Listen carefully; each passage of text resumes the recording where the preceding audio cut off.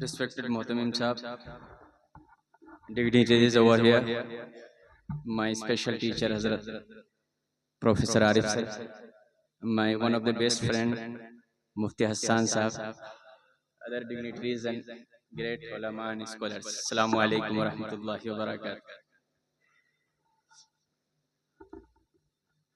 At the outset and beginning of my talk, I just congratulate all the participants who courageously performed here before a large gathering, mashallah. We know to speak one to one or face to face, it is very easy. But to speak in front of a gathering who thinks about me, or whether they thinks about me or not, but the person who speaks there on the dais thinks that people might be thinking about me, he becomes blank from within. Once I माफ कीजिएगा मैं असतिज़ा से माजरत के साथ, because I am representing Markazul Ma'arif, so I have to be a good representative, a true representative of Markazul Ma'arif. That's why I am speaking. However, I will speak very little, and within very little speech, I will also speak somehow in Urdu, inshallah. See, stage phobia. The 8 people came here, I suppose, and I must congratulate them. I must appreciate them. They are the winners, mashallah. Otherwise, we have heard a story that once a big program like you have organized here was organized, and the village head, chief of the village, was asked to say something about the program. He was a wrestler. He came there on the mic, stood there for a few minutes without saying anything. And then when after being there motionless, without saying any word, before the good audience and large gathering, he swept his sweats and said, after having a drink, दोस्तों मैं आपसे कह रहा हूँ कि आप लोग भी एक्सरसाइज करो, उससे सेहत अच्छी रहेगी. But mashallah, you spoke very well. So congratulations once again. You have heard that good speakers always speak to the ears, but great speakers always speak to hearts.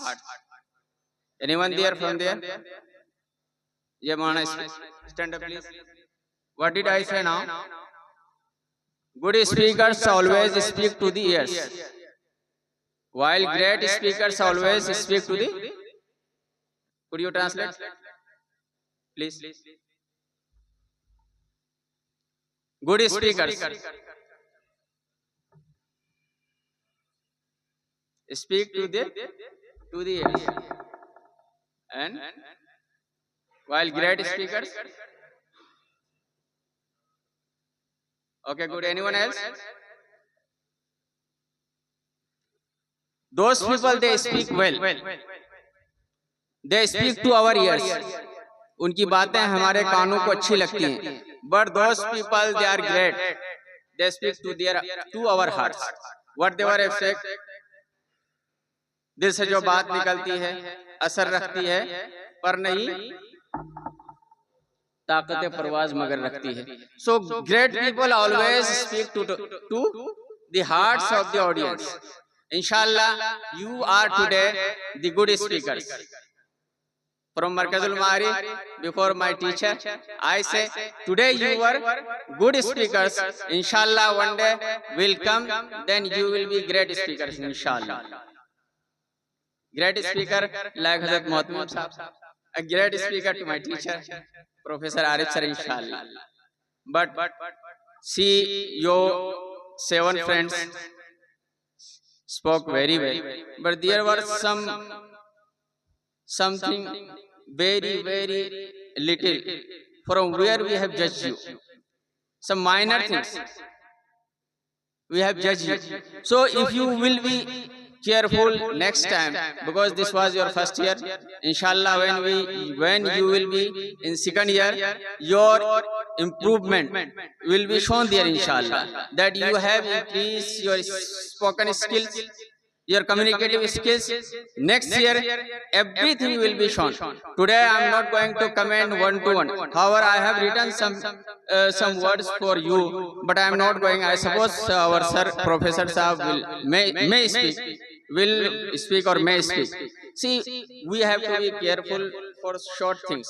When we speak, we must be careful about the content and structure. We should start with the intro. When there should be in our speech main theme, also ending notes also, and the framing of the word should be very in order. Similarly, when we speak, we should use good and clear languages. If the language is very vague or unclear, then what we will speak to the audience? We have to be use simple language, but in a very beautiful manner. Similarly, when we speak, our spoken should be full of voice and modulity. Modulation should be clear. See, there are different types of speeches spoken by people. As far as Arabic concerned and English concerned, English and Arabic, the speakers speak slowly but clearly. As far as Urdu is concerned, the Urdu speakers sometimes speak very loudly, sometimes speak very slowly. The volume sometimes rises to 20%, sometimes 15% or lower than that, sometimes beyond that. It's the nature of Urdu. But nature of English and Arabic, that people should speak within 16 to 18 or 19 just. Should not go beyond 20 or should not go lower than 15. The voice modulation should be in a balanced manner. So if somebody speaks very loudly, very rapidly, fastly, he is not considered a good speaker in English. Similarly, there is no songs, lyrics in Urdu. Sorry, in English or Arabic. People speak fluently like the water flows in a clear stream.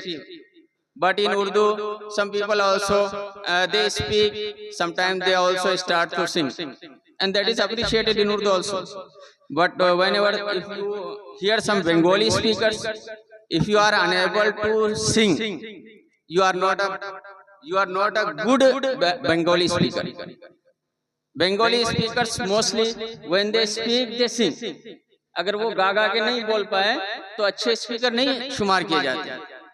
लेकिन उर्दू में दोनों खूबी है कि कभी गा लो कुछ, कभी जो है नॉर्मली फ्लुएंसी के साथ रहो. लेकिन इंग्लिश में आपको एकदम पानी की तरह बहना है और आहिस्ते से बोलना है, साफ साफ बोलना है. They are consider good speakers. Similarly, you have to be use correct body language. अगर कहते हैं अल्लाह एक है तो इस तरीके से हाथ के 5 उंगली नहीं दिखा सकते हैं. You have to raise one finger. Body language also should be related to the topic. ऐसा ना करें कि जमीन वहां है, हाथ ऊपर की तरफ उठ रहा है और बोल रहे हैं हम जमीन. So body language also should be, hand gesture, everything should be in our beautiful way. Similarly, one more thing कि ऑडियंस को हम कैप्टिवेट कर सकें, पकड़ सकें, उसके लिए कहते हैं कि कुछ क्वेश्चन पूछ लो. And but here as we also know Urdu, so the beautiful way to captivate the attention, to capture the attention of this the audience, good verses from the Quranic ayah, related verses, और beautiful Urdu poetry कि एक शेर सुनाया और फिर जो है audience हमारी तरफ मुतवज्जो हो जाते हैं. अगर ऑडियंस इधर उधर देख रहे हैं, आंखों से बराबर देखना, eye contact is necessary. And one more thing that you have to be very careful regarding your public speeches, that you should be confidence, also you should be present. Present and confidence का मतलब यह है कि हम तकरीर तो कर रहे हैं, हमारे अंदर हिम्मत भी है, लेकिन कभी कभी क्या होता है कि नॉर्मली हुफ्फाज़ किराम जब तरावी सुनाते हैं, कॉन्फिडेंस से सब कुछ याद है, तरावी यहाँ सुना रहे हैं, लेकिन वो बाजार में भी फिर रहे हैं, नहा भी रहे हैं, किसी दोस्त से बात भी कर रहे हैं, वो प्रेजेंट नहीं होते, मौजूद नहीं होते. But in English speeches, we have to be very careful about that we should present physically as well as mentally. We have to be and then मेरे जो असातिज़ा हज़रात बैठे हैं, मैं उनकी खिदमत में अर्ज करना चाहूँगा, because I was represented in Markazul Maarif, that's why few words I just spoke in English. कि इंग्लिश ज़बान ज़्यादा मुश्किल नहीं, अरबी ज़बान हम जानते हैं। अरबी में कितने सेगे होते हैं, हमारे कोई अरबी के साथी बता सकते हैं जी? कितने सेगे होते हैं? 14 तो एक जमाने में होते हैं, माजी में, मुजारे में नहीं होते, हाल में नहीं होते। बहुत सारे सेगे होते हैं, लेकिन अंग्रेजी में कितने हैं? अंग्रेजी वाले बताएं। First form, second form, third form, उससे ज्यादा कोई फॉर्म नहीं। और बास तो इतने बेचारे फॉर्मलेस है कि एक ही फॉर्म, उनका फॉर्म ही नहीं कुछ, एक ही सेगा। तो इंग्लिश बहुत महदूद है। अगर हम अपनी जिंदगी में देखें हजरत, इंग्लिश हम बोलते हैं, बहुत बोलते हैं। मान लीजिए हमारे हाथ में ये क्या है, बोलिए हमारे दोस्त, नए दोस्त, क्या है? मोबाइल। उर्दू में बोले कि इंग्लिश में? इंग्लिश में, इंग्लिश में बोले कि नहीं? और मोबाइल के साथ ये क्या है? कवर। ये कौन सी उर्दू है? इसमें ये क्या है? ये भी उर्दू है क्या? ये सामने वाला क्या है? स्क्रीन। ये कौन सी उर्दू है? इसके अंदर एक चीज डालते हैं जिसके जरिए से हम बात करते हैं, वो क्या है? सिम। ये भी उर्दू है। कवर। ये स्क्रीन कभी कभी खराब हो जाती है तो उसके ऊपर क्या लगाते हैं? Screen guard. ये कौन सी उर्दू है? अभी किसी से बात करने का मन नहीं कर रहा, उसको कुछ लिखते, लिख के भेजते हैं, उसको क्या बोलते हैं? मैसेज। ये कौन सी उर्दू है? वॉइस मैसेज और टेक्स्ट मैसेज। और मैसेज लिखने को क्या बोलते हैं? मैसेज टाइप कर दो और सेंड। और किसी का नंबर लाइए, आपका नंबर, उसको क्या करते हैं? सेव। सेव नहीं करते हैं। और ज्यादा नंबर हो गया तो उसको निकालने के लिए क्या बोलते हैं? डिलीट। किसी का फोन आया तो उसको क्या कहते हैं? रिसीव। किसी को फोन करने को, फोन खुद फोन क्या है? ये कौन सी उर्दू है? किसी को फोन करने कॉल करो, किसी को क्या है? कॉल करो। और ये कवर तो नॉर्मल कवर है, नॉर्मल खुद नॉर्मल। बाज वाले क्या है? ऐसे वाला पलटने वाला कवर लगाते हैं, उसको क्या बोलते हैं? फ्लिप कवर जी। तो अगर हम देखें कि एक मोबाइल के अंदर एक इंसान जो इंग्लिश नहीं जानता है, कम से कम अगर गौर करे तो 100 इंग्लिश के अल्फाज वो बोलता है। 100 इंग्लिश के अल्फाज कम से कम एक मोबाइल के ताल्लुक से हजरत वो बोलता है। अब ये सब ताने हुए। अब आप जो यहाँ बंजारी में आए, जामिया इस्लामिया बंजारी में, सिर्फ बाना लगाने का काम होता है। ताना आपके पास ऑलरेडी ये बाना लगा दिया जाएगा, इंशाअल्लाह आपकी इंग्लिश परफेक्ट और कंप्लीट। देखिए हम लोग खाना खाते हैं कि नहीं? चलो मोबाइल नहीं, अब बोलोगे कि हम लोग के पास तो मोबाइल नहीं, हजरत मोहतमिम साहब या मदरसे में जो है परमिशन नहीं मोबाइल रखने की। खाना खाते हैं किस में खाते हैं? प्लेट में। प्लेट क्या है जी? प्लेट लफ्ज कौन सा है? सर उर्दू लफ्ज है कि इंग्लिश में? सर मेरे सर बैठे हुए हैं, इंग्लिश लफ्ज है कि नहीं? उर्दू बोलते थे हजरत के जमाने में रिकाबी पहले, अब कोई रिकाबी नहीं बोलता, अब हर एक क्या बोलता है? प्लेट बोलते हैं। चाय पीते हैं किसमें? कप। प्याली पहले जमाने में कभी बोला जाता था, अब प्याली खत्म हो गए, अब कप रह गए। अच्छा, जिसमें पानी पीते हैं वो क्या होता है? गिलास। ये कौन सी बताइए? ये भी उर्दू है क्या?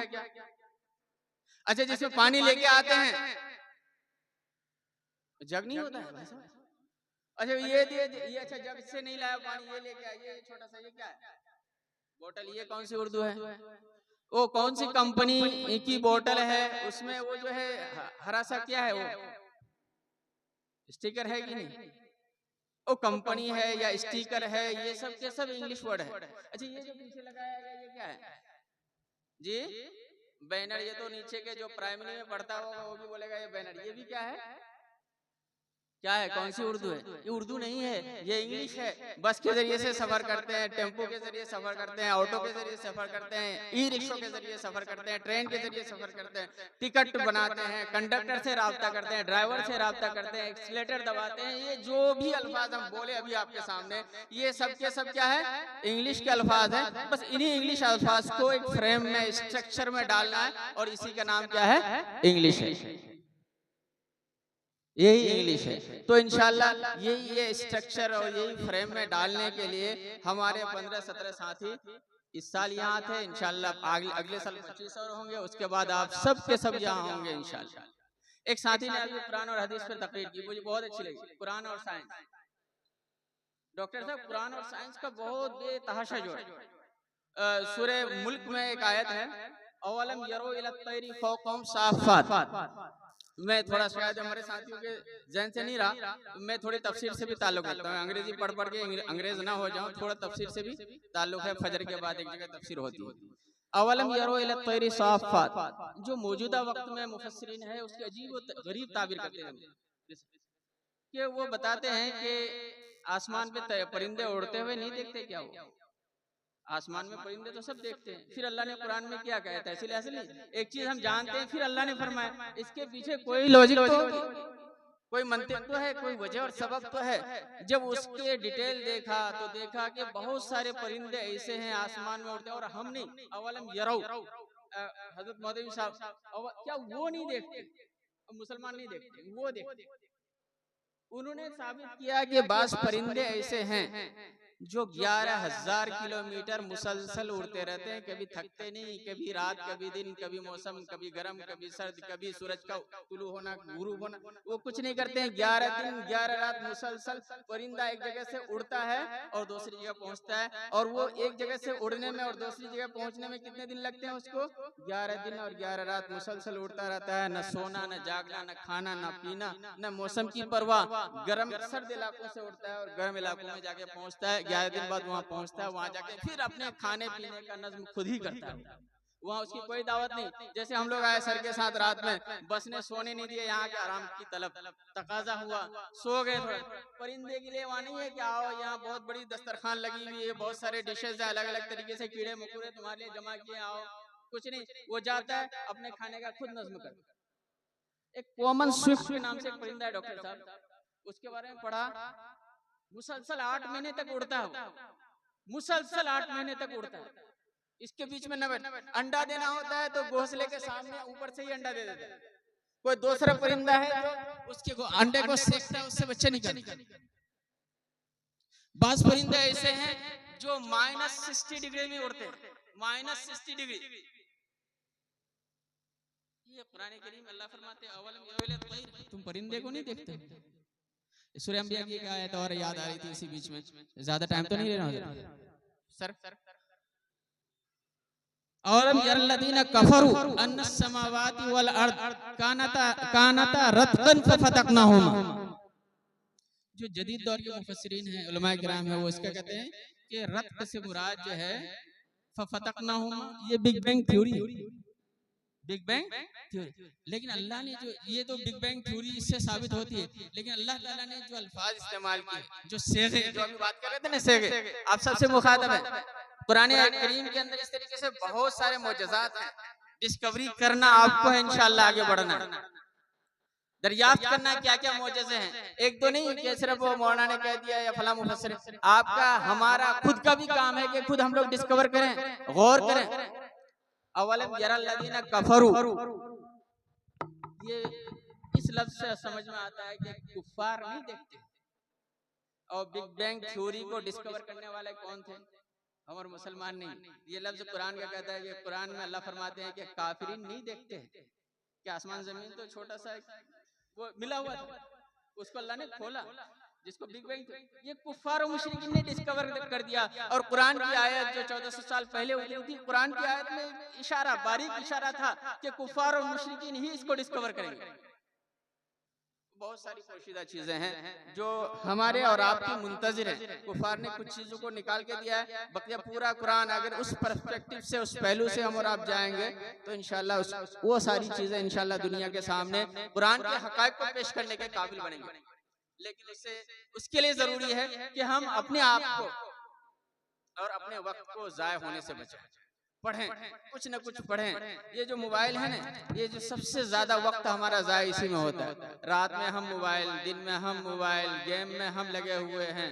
और कोई भी अगर इंसान जाया करता है वक्त को, वो कामयाब नहीं होगा। कद अफलहल मुमिनून अल्लज़ीना हुम फी सलातिहिम खाशिऊन। आगे बढ़िए जी जी, जोर से।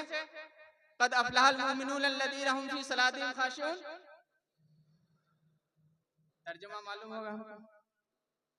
वल्लज़ीना अनिल लग़वी मोरिज़ून। क्या मतलब?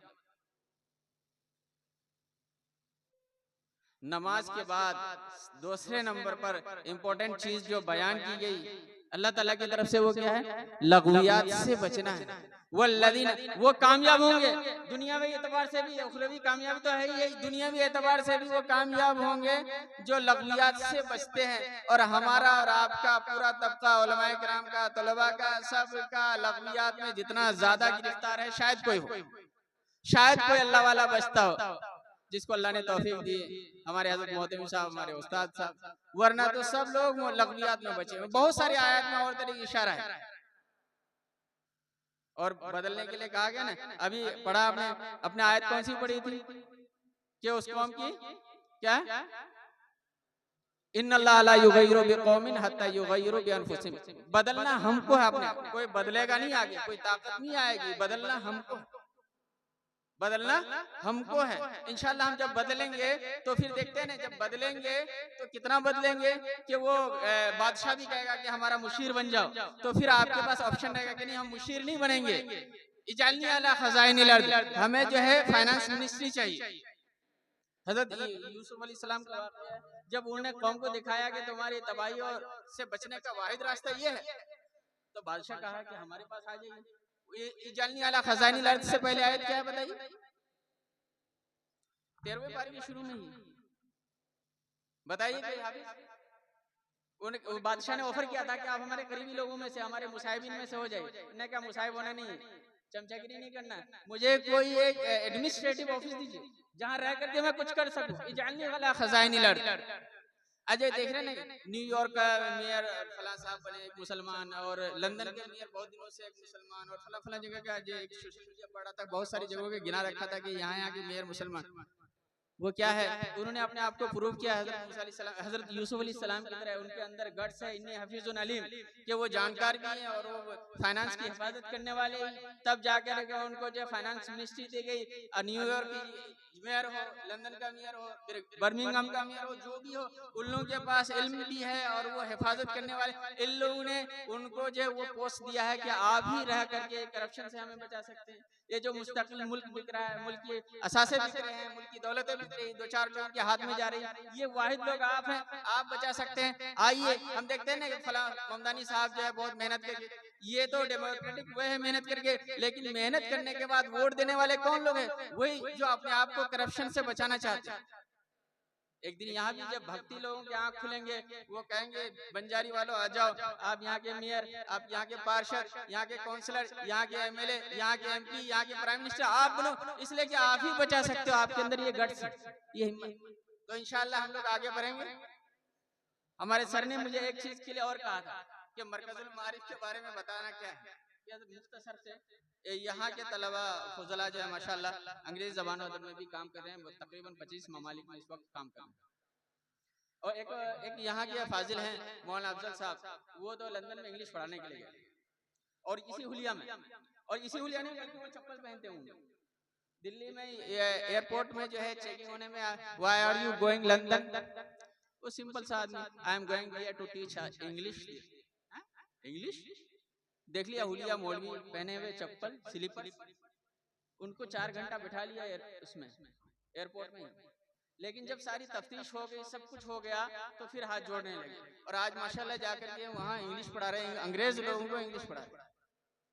और बहुत सारे लोग साउथ अफ्रीकन कंट्रीज में है, यूरोपियन कंट्रीज में है, अमेरिका में कई बड़ी बड़ी मसाजिद के इमाम हैं, और माशाल्लाह उनकी अगर कारगुजारी सुनेंगे बहुत खुशी होगी। इंशाल्लाह एक दिन आपके बच्चे जामिया इस्लामिया बंजारी के बच्चे भी ये कारगुजारी आपको सुनाएंगे और आपके लिए दुनिया और आखिरत का असासा बनेंगे। जज़ाकुमुल्लाह खैर।